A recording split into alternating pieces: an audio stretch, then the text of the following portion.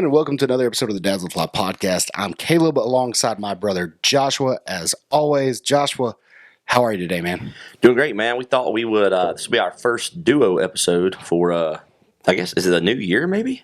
Yeah, I think so. We've had, our wives episode, and then I don't think we've had an episode of just us. Maybe we had one.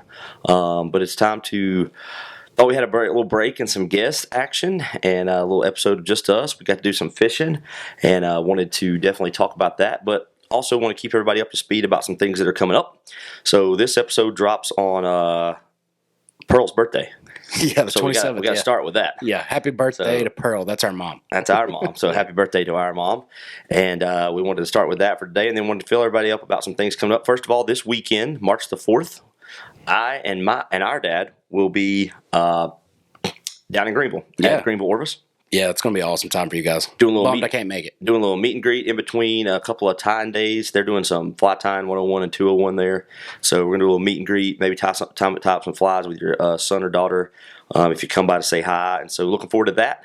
Hope everybody in the Greenville area, or if anywhere close, maybe an hour, just come see us, hang out for a little bit. It's going to be 12 o'clock to 2 o'clock, right in the middle of the day. So just come by, get some early lunch or get some late lunch, and come hang out with us. We'll have some stickers to give out to some folks, and have a good time down there with Matthew and at the Greenville Orvis. Yeah, that'd be great. And then after that, coming up, we got March the 16th for our people that are local to Western North Carolina. We're going to have a live show night, an opportunity for people to come hang out with us. You don't want to miss it. It's going to be a lot of fun. We're going to be hanging out at Maggie Valley Fly Shop at, I believe that's 6 p.m.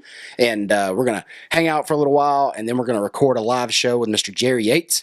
Jerry is the inventor, I guess I would say, creator of Frog's Fanny Floatant. He's going to tell the story behind it. He's also a certified casting instructor and just a phenomenal guy with a lot of great fishing stories. So we're going to sit down and have some conversations with him. Frog Level Brewing is going to have some drinks there with us. We're going to hang out in the fly shop, set up. It's going to be a good time.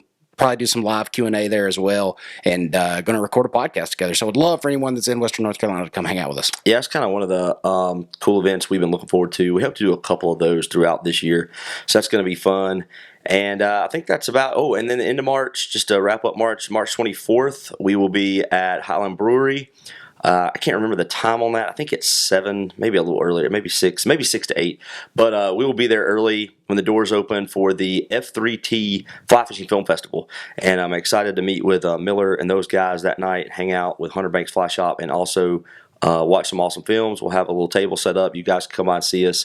So if you're in the Asheville area, we'd love to see you then. Yeah, bring your kid, and you might get a free sticker or something. So it's going to be a good time. For sure. We'll have some stuff. So let's talk about the weekend, man. We got to do some fishing on Friday, and it was a cool thing. Let's first talk about the fact that, one of our listeners who has listened to us from the very beginning, Mr. Ben Wilson, who's now on his own quest. I think Ben left us our first review, or one of our very early reviews. Maybe so. He was other than our family, he was probably the first person to leave us a review. So it was awesome to get to meet Ben, and so cool guy. He came to fish with us. Yeah. Ben's on a quest to fish 1,000 trout streams like our buddy Ray Sugg.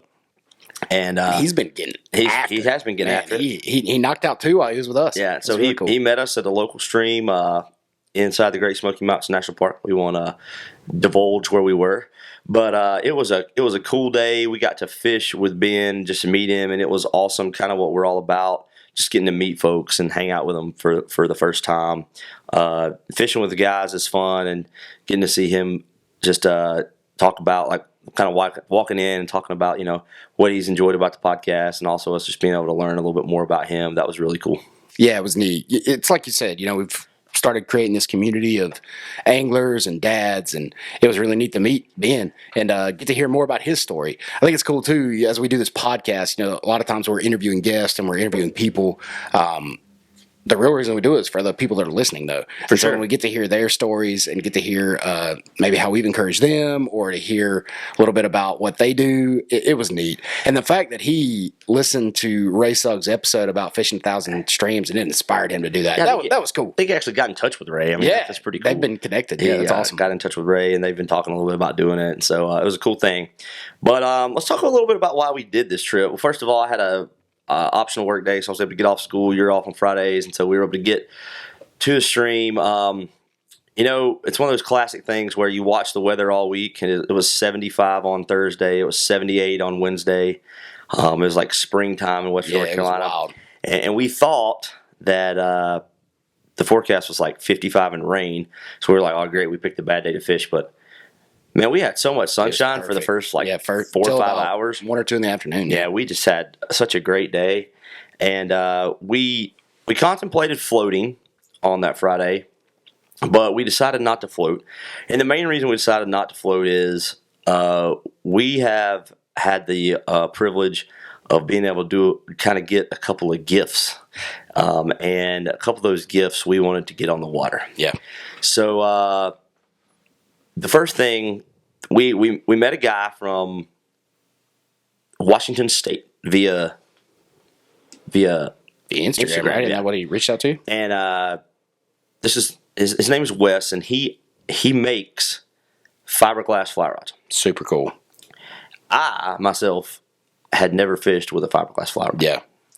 So Wes sends me a message a while back, and he says, "Hey, I want to send you guys a rod to fish."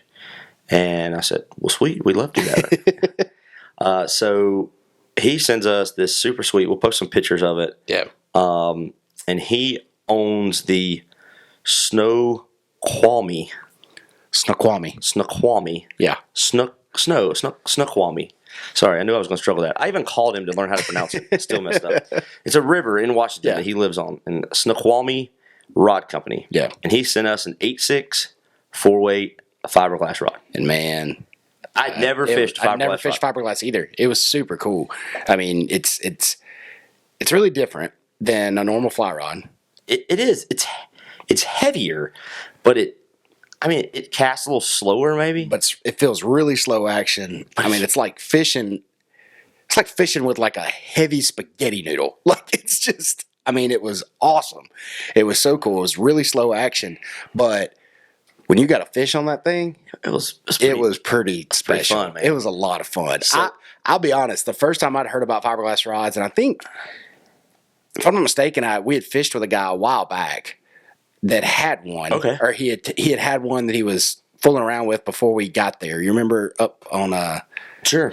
up above? Don't remember, but okay. yeah, We'll talk about it off air. I don't want to name streams again. But he had a fiberglass rod. He was fooling around with it when we got there, and then he put it up and got out his normal rod. But I remember watching him with that thing, and I was like, man, there's no way I'll ever fish anything like that. It just didn't make sense to me. I liked it. I loved it. It was an incredible experience. It was different. Like I said, it was a lot different, but I felt like we could do everything we normally do with a regular fly rod. One thing we learned just kind of getting ready for the trip, we were fooling around. We purchased a couple of 4-weight reels, and to be honest, the best balance. And we talked to Wes a little bit about this. We put a 5-weight. Yeah, he told us to line up, and we lined up on it, and it actually, I think that helped it balance real well, and it cast great.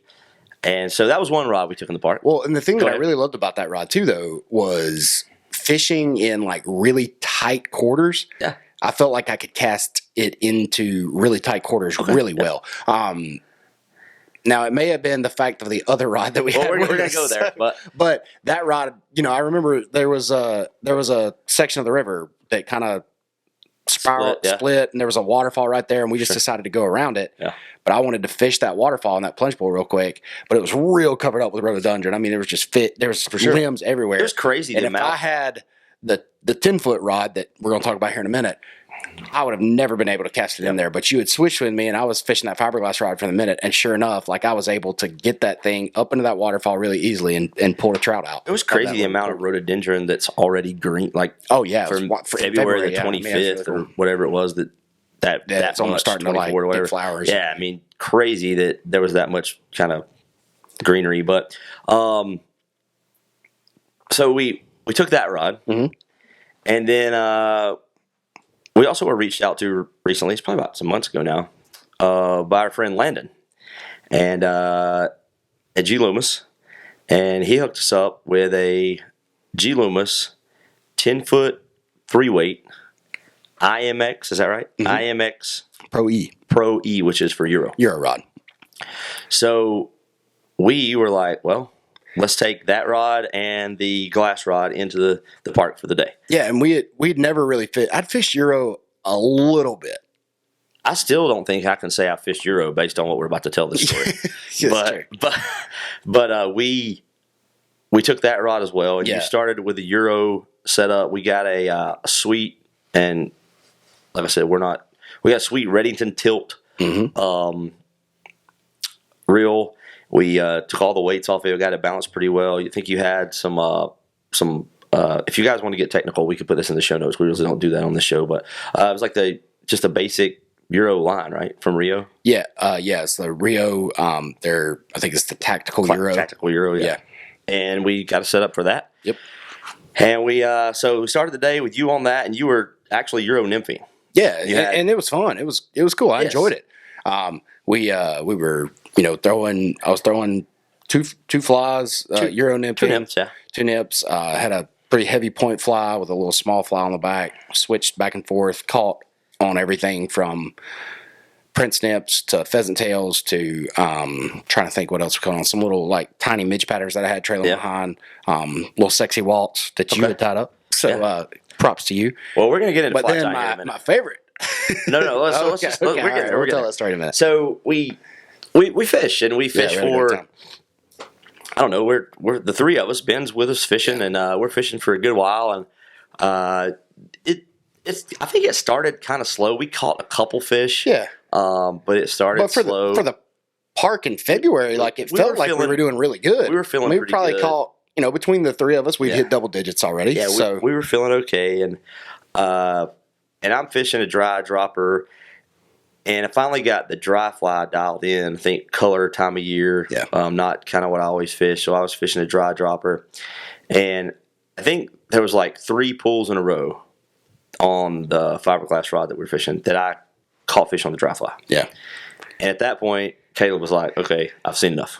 Well, you're in the park and you're watching fish rise on your dry fly 3 times in a row. And I was like, this Euro thing's cool and all, but the heck with this. Like I want to catch them while they're dry if they're hitting dries. Well, it's just what we do. Yeah, and it's my favorite way to fish, especially in the park. And so I was like, the heck with this. So I took that Euro rod and I had to tip it on the end of that. For sure. On the end of that cider material, and I just tied a dry on and put a dropper underneath, and away we went. And very different casting a Euro rod as a dry dropper rig. Cast is a strong word. That's true. I'm just going to be real. I mean, it's a cast. You got to get it out there. I mean, cast is a strong word. But we then, and that's why I say I didn't get to Euro much, because I fished the Euro rod maybe for 30 minutes. Yeah, you cast it a few times. I don't think I really caught a fish. And by that point, we had switched back, and you were like, I'm going to go this method of the dry dropper on the Euro rod, which was actually, it was different. You were not casting like a normal rod, but I actually really liked it because you had an incredible reach that you didn't have with that fiberglass. What I was going to say. So it became the reach became impressive. I could get a tight line drift to that dry fly. It was really easy. I'll just say it was really cool. Here's what we ended up doing. We had the 10-foot 3-weight with a dry dropper and an 8.6 4-weight with a dry dropper. Is it 8.6? I didn't even know. I think it's 8.6. Okay. So when we got to the when we were walking up, if we saw like a pool on the far side of the river, I would just be like, all right, you hit that. I took you the got one the reach. And then I would hit the pool that was closer. Like you would fish the pool because that is the only thing I felt like, and I could be incredibly wrong, it could just be lack of experience and not knowing what I'm doing. I found it a lot harder to fish that dry dropper rig like straight in front of me.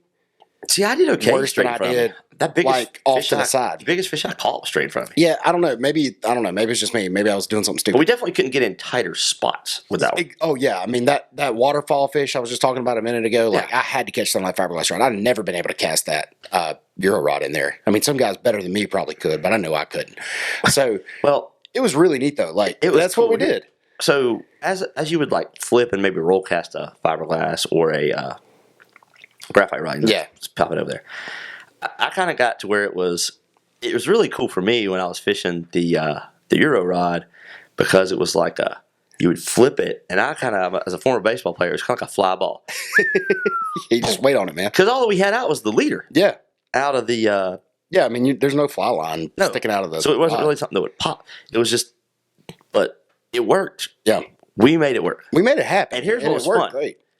You really felt fish on that rod. Oh, my gosh, really man. cool. When you got a fish on a dry on that thing, it was really cool. It was epic. It was awesome. That 3-way, that 10-foot, I mean, it's just that 10-foot rod's doubled over on a tiny fish. It's super fun. So much fun. So we had some just really, so we kind of started doing that. We kind of do a groove, and I think it was about 11:15, 11:30.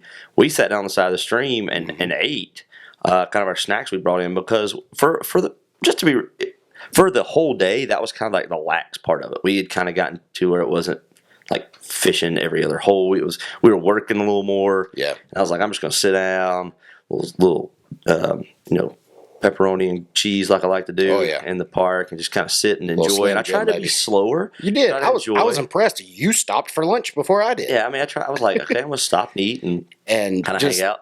Can't express enough just the beauty of this park, man. It's just so pretty up there. I mean, we saw elk on the way into the river. For sure. Driving in, which is always cool. I mean, you see them all the time, and it's still cool to see them. They're right along the road. It's a lot of fun. Turkeys, all kinds of wildlife walking in. Tons of waterfalls. Yeah. Like that river that we were at, it's got several small little tributaries that come into it too, though, that have these beautiful waterfalls. We took some great videos and pictures and stuff, and probably post them this week. But when you slowed down and stopped, I was actually really proud of you because you did it first. I felt like I had been kind of leading the pack, because when you fish with 3 in there, I felt bad. Ben was fishing a lot of water behind us, so I stopped eating. Ben was very generous, but I kept talking to him because he was like, "Man, I fished like 5 times this week," and I was like, "Well, that's really nice of you, but I feel bad. Like you're here with us and you're giving us every hole." But he was still catching fish, so I mean, that shows how great we are. So what we finally did was, when Ben ate lunch, he stopped eating his lunch, and he was like, "Hey, if you guys are cool with it, I really want to knock out some streams that he can get to walking." So he took off on the trail walking, and then me and you kept fishing the same stream we were on. And that's when I felt like, from, I don't know, like that 12:30 to 1 o'clock for the last 2 hours or hour and a half, or maybe 12:30 to 2, I don't know. It just got really good. On, man. And it turned on. It's like we kind of dialed it in too. Maybe. Because either the fishing got good, or we figured out we had changed some flies, because we went to I had fished a parachute and missed some flies, and I went to a Royal Wolf that you had tied. Yeah. With a red body. Yeah. Just a Royal Wolf with a red, because some people tie with green bodies. Yeah, you can have green, but it was a Royal with a red body, and I put that. And this is where I want to talk about. I would like to tell this story. Really?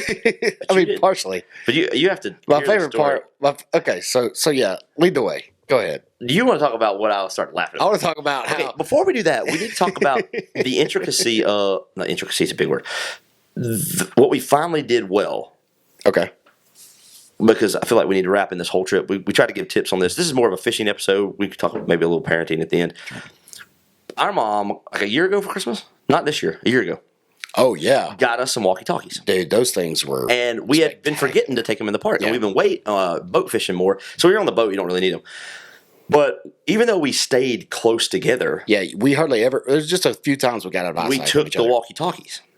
And I had one strapped on my pack. We fished with the same pack, the Umpqua pack. And I had it strapped on. You had it strapped on. And what was really nice is, even when we were like 12 feet from each other, or in eyesight, you wouldn't have to scream. Yeah, because you don't realize how loud the river is. The river is, yeah. Like, it's actually really loud sometimes. And so when you're 10 feet from each other and somebody catches a fish and you're like, oh, did it hit the dry or the nip? You want to know. But usually, like, you're having to yell. Yeah. So that took all that away. Yeah, and I never missed you with a fish either, because pretty much every time we hooked up, we got so good. We got so good. You were like fighting the fish and talking all the other things. Oh, yeah, it was pretty cool. It's pretty awesome. It was fun. So I think we're at this one hole. And I guess I think this was on the glass rod. Yeah, you had the glass rod. And I had switched from my dropper fly to a new nymph. And I think I caught a fish like immediately, right? Yeah, you told me it was like third cast or something like that. And I started. You hook into a fish, and I look up and I'm like, yeah, you got one, and you're dying laughing. I'm laughing. You're laughing so hard, and I'm like, what happened? And you're like, I got a story about this fly. Yes. And I'm like, okay, what's your story? So tell your story. So Okay, so this update from Joshua's fly tying desk can be brought to you by an address fly company. Aflyco.com. Let's get them in there. Check them out. Sharpest decision in fly tying scissors. tools and scissors. Yeah, all you want. We got scissors all over the place over here in the background. Check out Herb and the guys and use code DADS20 for 20% off your order from aflyco.com. So tell your story from behind the vise with this. So their night, we did the fly tying night with Howie, and when you left, I tied up like all the pink hogs that Howie had given me, and I got those ready for the weekend. But I knew that going to the park, I wanted my inchworms, like I always tie, and I was short on them. So I tied up like 6 of those, and I was like, I need one other, like just something, a lot of people say pheasant tails, and I don't think I know pheasant tail's supposed to be a simple fly, right? Yeah, but I don't think I tie the best pheasant tails. Is it the one where you're supposed to pull the tail back over and make a little hood or what? Like you taught me that. I don't like tying that fly, just to be honest with you. I don't. But I do like tying I think it's the Lance Egan Frenchie. Yeah. Okay. I like tying that fly. And I had tied some way back in the summer. I hadn't tied one in a while. And I'm just still at the point in fly tying where I forget the steps. Yeah. Does that make sense? Yeah. And usually it's something simple, like this case. So I watched the video, and I think I'm watching the video, and I'm also maybe got something on TV. Maybe it's a ball game I'm trying to follow, and I don't know. There's all kind of things going on. ADHD kicking in. Yeah, for real. So I watch the video, and I get all my stuff tied on the hook the way I want it, and I can't get the pheasant tail to wrap the way I want it to wrap. And I realized, so the pheasant tail there's one over there, but it's got like the tips. Just grab that pheasant tail. Like, for those of you who are watching on YouTube, which not a lot of people are yet, but that's okay. But like, so you got this end. What do you call that? The tip, right? Yeah, sure. Okay, and then this is the what end? I mean, I don't know. I mean, I guess it'll just the other end of the tip. But anyway, but you're supposed to tie the pheasant tail in on this end and hold that end to wrap it. No, the tail was no problem. Well, the tail was pretty ugly, but this is what happened with the fly. So like, I've got this right here, right? You're supposed to tie this in and then wrap holding this in. Well, I was doing this. Did you do it backwards? Well, I was doing it that way and trying to hold the tips, and it kept slipping out of my hand. I couldn't wrap it right. But is that not how you tie it? No, I don't think so. But we'll do training after this. But go for it. My man on Fly Fish Food, YouTube videos. Oh yeah, he ties it in like this. Yeah. And then grabs this and wraps it. Yeah, for sure. Okay, that makes sense. That's the way. Well, I was doing it backwards. Okay, gotcha. And I was getting so mad. Like so many not kind words were being I'm sure thrown around. And finally, I was like, heck with it. And I was like, they're not long enough. It's not reaching around my hook. So finally, I flip it. I cut it like 3 times. There's a broke one over there. I turn it this way, and I wrap it around, and it is horribly ugly. I tie it off. I put a red hot spot. I take some of that tan ice dub right there. Yeah. And I put a hot spot on it, finish the fly, and heck with it. I'm putting it in the box anyway. And I said to myself, we're going to see if ugly flies, like horribly ugly flies, catch fish. Yeah, because it was ugly. It was an ugly fly. And that is why I was laughing so hard. Because not only did it catch that fish, like then it got on fire. A ton of fish. So many till the fly was almost beat up. Oh, it was. I mean, it chewed up. And I finally lost it at the end of the day on a rock. And I dove in twice to get it. And I finally lost it at the end of the day. But and it's funny, you told me about that. And so I immediately switched to a Frenchie underneath. And that was where it was at. Man, the Frenchies were. Oh my gosh. Yours was black, I think, maybe? Yeah, mine was black with a little orange collar. And mine was and yours had a red hot spot with a silver collar. Yeah. And so needless to say, I'm going to be tying some more Frenchies. Oh, yeah, because I was out. I got like one left. But it was just so cool that I think what you have to be careful of this could be our tip of the week, parenting, whatever, and you can tie it in a fly tying.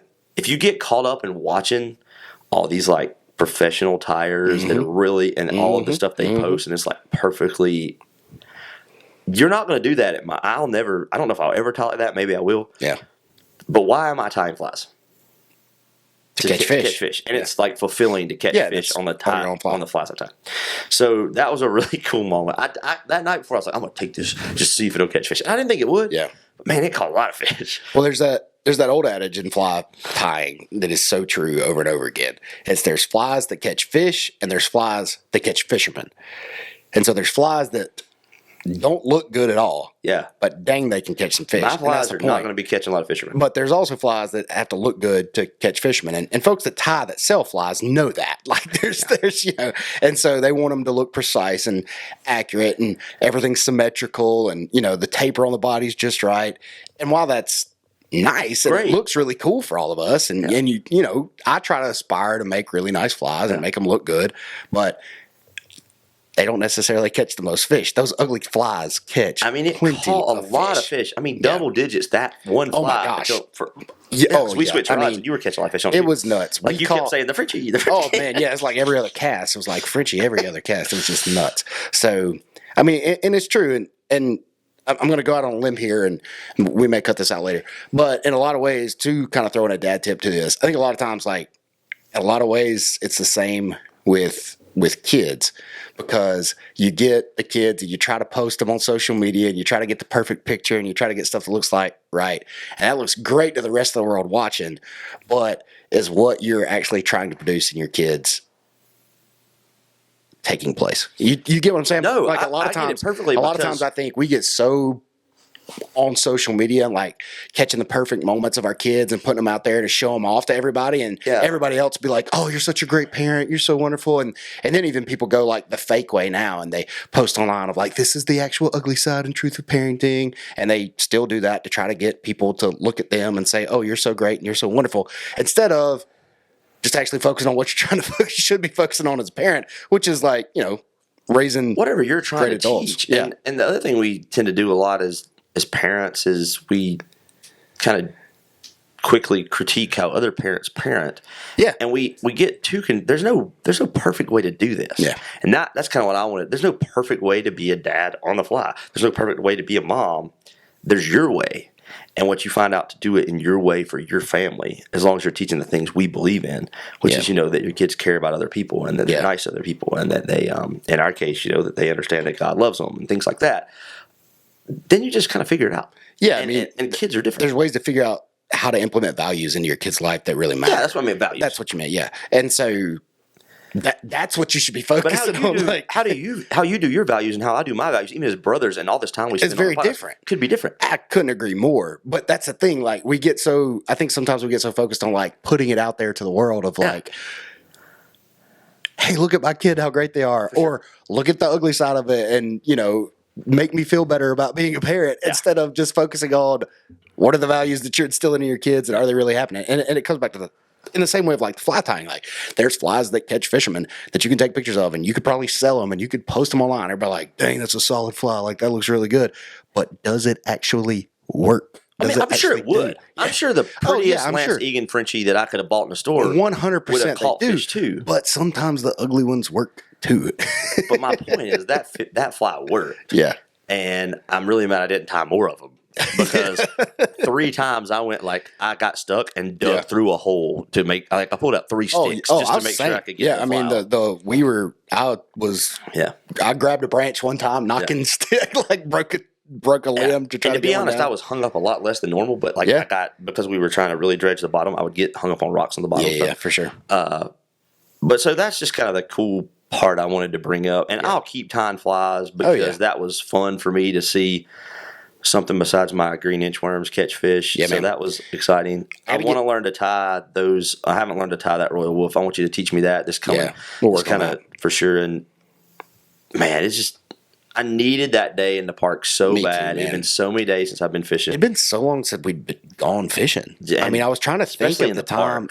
I can't remember the last time we were in the park. Yeah. Especially, I told you that was the first time I'd been to that stream in probably 3 or 4 years, and I forgot about how beautiful it is up there, and obviously how great the fishing is. Yeah, we've decided that at some point this summer we're definitely doing a backpack trip. Oh yeah.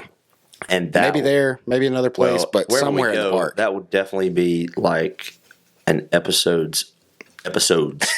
Part 1, part 2. Because it's going to be, we're going to break it down. We're going to record stream side. Well, we're going to break it down for everybody from, I think it would be cool to break it down from what we took. Yeah, like packing. Yeah, for sure. Like people for who maybe two want to do noobs that don't have a clue what they're doing. Like this. Well, in true Dads on the Fly fashion, we just had a major technical difficulty. We're still learning all this video and YouTube stuff, but we want to let you know if you'd like to hear the rest of this episode as we talk a little bit more about planning a backpacking trip and also some more fun things with some flies and hear some really cool stories about the rest of the fish we caught. Make sure to go check us out on your favorite podcasting platform. Yeah, so for about the last 10 minutes of this episode, you can catch it all on your favorite podcast platform where we talk about Howie's fly that we tied on Thursday night or Monday night, and also a little dip that you took with some local, I don't know, swimmers. Yeah. What do you call that group? The local swimmer The group. Plunge Club. Yeah, The Plunge Club. Yeah. And so you can catch all that there. Sorry, we're still learning here on how to do the video thing, and we got up and the video just went blank. So we lost the last 11 minutes of the video, but we just want to say thank you if you are watching on YouTube. And if you'd like to hear the rest of where that story went, please go on over to Dads on the Fly podcast and check it out wherever you get your podcast. And we will do better next time we have a new cameraman we've employed. So we've employed Foster to be our cameraman moving forward for our episodes. So, Caleb, anything else, man? That's it, man. Thanks for checking us out on YouTube, and share it with anybody that you'd like. And to get the rest of the episode, just go check out our website, dadsonthefly.com. One thing, if you're on YouTube, we did drop the story of our fishing trip in Virginia. Yeah. So if you're on YouTube hanging out watching this, you might go check out that video. It's not the most videography stuff, but it's a pretty cool story. And we did that last week for Dad's birthday. So if you're on YouTube, we love the fact that you're able to find us there. And thanks for checking us out. And until next time. Tight lines.